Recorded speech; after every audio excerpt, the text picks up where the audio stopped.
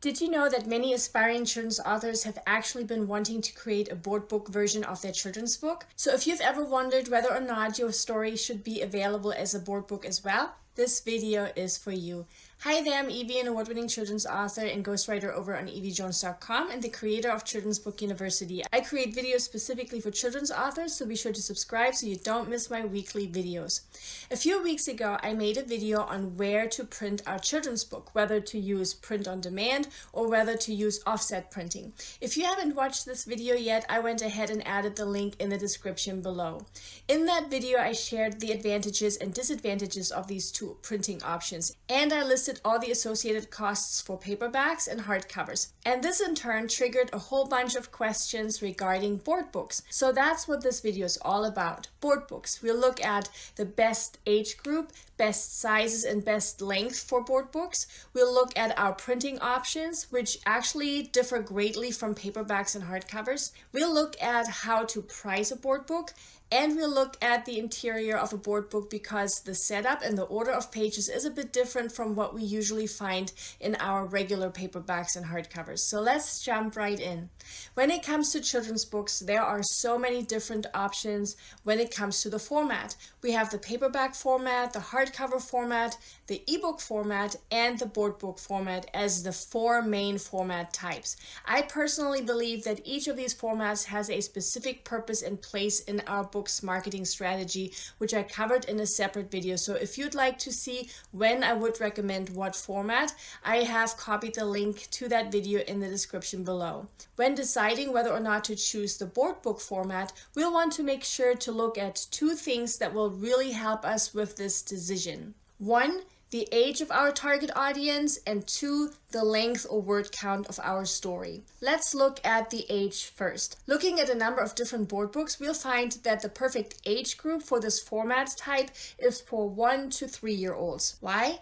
Well, mainly because of a board book's durability. Board books are made via a special binding process that produces a book with very thick paperboard pages. Board books typically have a lamination finish for each of their pages, which is usually reserved for covers only. This lamination can be gloss or matte, and it serves to increase the durability of the overall book, which makes it perfect for those tiny hands. But what about the best length for a board book? These right here are some of my absolute favorite board books. Each of these books is for little ones that are between 1 and 3 years old, and the number of pages ranges from just 12 pages to 30 pages with a word count of just 41 words all the way up to 482 words. And so these are generally the standard numbers we will want to try to stick to. This right here is what the word count looks like visually if we were to put all the words on just one page. On the left we have just 41 words that are spread across 12 pages, and on the right we have 482 words that would be spread across 30 pages. So if our story is written specifically toward 1 to 3-year-olds and the word count falls well below 500 words, a board book might be a great fit for our children's book. Now, if you have already written your story but are not quite sure what age it would be best for, make sure you watch my separate video on determining the best age range for our children's book. I went ahead and added the link in the description below. Now, when I showed you my favorite board books just now, you may have noticed that they all have slightly different sizes. So let's go over the best trim size options next. There are actually quite a lot of different trim size options on the market, from square to slightly horizontal to vertical. Compared to our regular paperback and hardcover options, board books tend to be quite a bit smaller. Very rarely do we see paperback or hardcover versions that size. And knowing this is important. So we will always want to know as early as possible within the book creation process what format we want to offer our children's book in, so we can determine what trim sizes are available to us. And we will want to decide and determine that before we begin with the illustration process and before we even reach out to any potential illustrators. But what about the pricing of our board book? Oftentimes, board books have a much lower price tag than their paperback and hardcover counterparts. For example, the Little Blue Trucks board book currently sells for $7.18, while the hardcover and ebook versions are over $13, and the paperback is even more. And so looking at the pricing of the different formats often tells us what format the author or publisher is trying to push the most. And so oftentimes, That's the board books. The industry pricing standard for board books seems to lie between $4 and $8. Now, my number one ninja tip when it comes to pricing is to look at board books that are similar in trim size and number of pages with a similar story or style, and see what those books are priced at. And as long as this then covers our initial printing costs and our associated costs, that's the price we should start out with. So let's look at printing options for board books and at some actual numbers so we can figure out our minimum price we should be charging. In the video I mentioned earlier about paperbacks and hardcovers, I shared that we as authors essentially have two options when it comes to printing and publishing our book. One, we can either use a print-on-demand or pod platform like KDP or Ingram Spark, where books are printed one book at a time whenever someone orders it via a marketplace like Amazon. Or two, we can use an offsite printer where we as authors purchase our book upfront in bulk of 500 copies or more and then ship it to each buyer individually. These are the two options we have for our paperbacks and hardcovers. With board books, however, we currently only have one option. As of right now, there are no cost-effective print-on-demand options for board books that I would feel comfortable recommending. KDP currently doesn't offer them and Ingram Spark doesn't either. So if we decide to create a board book, we would have to go the bulk order route and have our book printed off-site. And so to help us get a better idea of what that would look like and what upfront costs we would have to expect, I went ahead and looked at some actual numbers. Please remember though that printing costs may change over time just like other costs do too, so I made sure to share the cost calculator that I used below this video so you can use it with your own numbers anytime. These numbers right here are for a 6x6 inch board book with 12 interior pages printed in color. The batch size for the offset printer is 500 books. So if I were to print 500 board book copies with an offset printer, it would cost me around $1,735 to print them and $599 to have them shipped to me. And whenever an order has been placed on Amazon, for example, I would pay around $3.35 to ship my book to the buyer. So for 500 books, that would be a total of $1,675 in shipping. So considering all these numbers, my total cost per board book would be $8.02. So if I were to charge a sales price of $10 over on Amazon, we would make a profit of around $1.98 per sold book.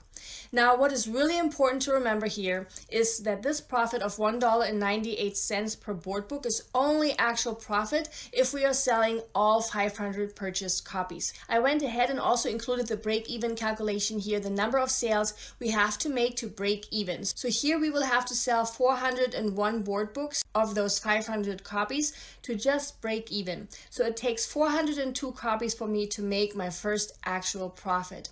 Now, what if we sell all 500 copies? Then we would make a profit of around $991, and we have two options.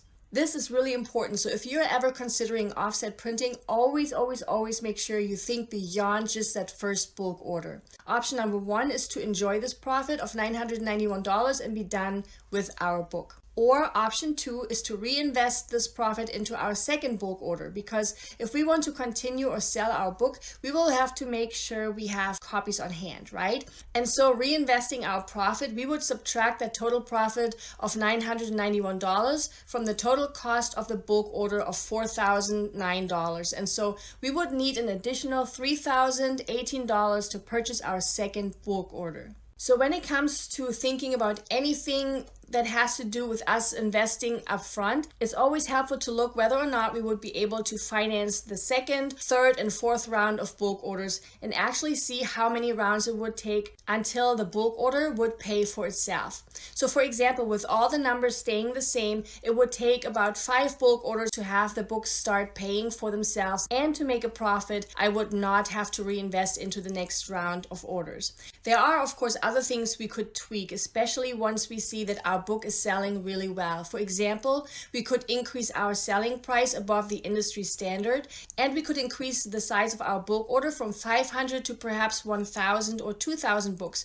to lower our cost per book if we have the financial means to pay the higher upfront costs. Now, looking at a board book, we'll find 3 major differences when it comes to the interior page setup when compared to paperbacks and hardcovers. If you would like to learn more about what goes into the front and back of the paperback and hardcover, I went ahead and added the link to one of my videos on just that in the description below. Difference number one is that most board books jump right into the story with the very first page already being part of the story. Like we see here with Llama Llama, the Little Blue Truck, and the Giraffes Can't Dance. That's what their first pages look like.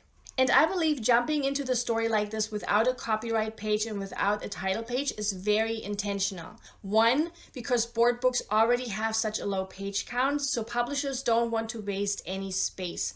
And two, because of the target audience. Remember that board books are meant for 1 to 3 year olds. And the younger our readers, the shorter their attention span. So we will want to catch their attention right away. And so jumping right into the story is the best way to do just that. Difference number two is all about the copyright page and the title page. Now, I briefly mentioned these pages already. Those book elements are usually placed at the beginning of paperbacks and hardcovers, but because we jump right into the story with board books, the copyright page is usually placed at the very end of the book, and sometimes it doesn't even make it into the actual interior of the book at all, and instead is placed on the back cover. And the title page and the About the Author page are omitted altogether. With the Little Blue Truck and Giraffes Can't Dance, for example, we see the dedication on the top of the very last page and the copyright notice on the bottom of the very last page as well. And with Llama Llama, we see the copyright notice on the back cover right next to the barcode.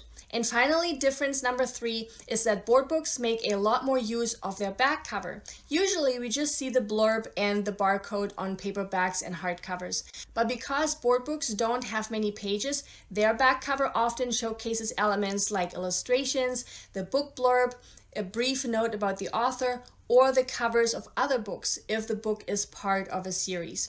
So unlike other formats, board books don't have white or empty spaces. Every single inch is strategically used. One final thing I wanted to share about board books is that many seem to be written in rhyme. Whether that's the Little Blue Truck series, the Llama Llama series, the Bright and Early board book series with books from Dr. Seuss and P.D. Eastman. Rhymes are fun. They are fun to listen to, and they are fun for us grown-ups to read out loud to our kids. Board books are so important to the development of our little ones. Each book that we read with our kids when they are little opens the door wider to them loving books in their future. And how amazing would it be if our own books would be part of that? If you've ever thought about creating a board book, I so hope you found this video helpful. Please give it a thumbs up and subscribe if you haven't yet. It really encourages me to keep making free videos for you just like this one. Here's to helping little ones love books and love reading. Bye!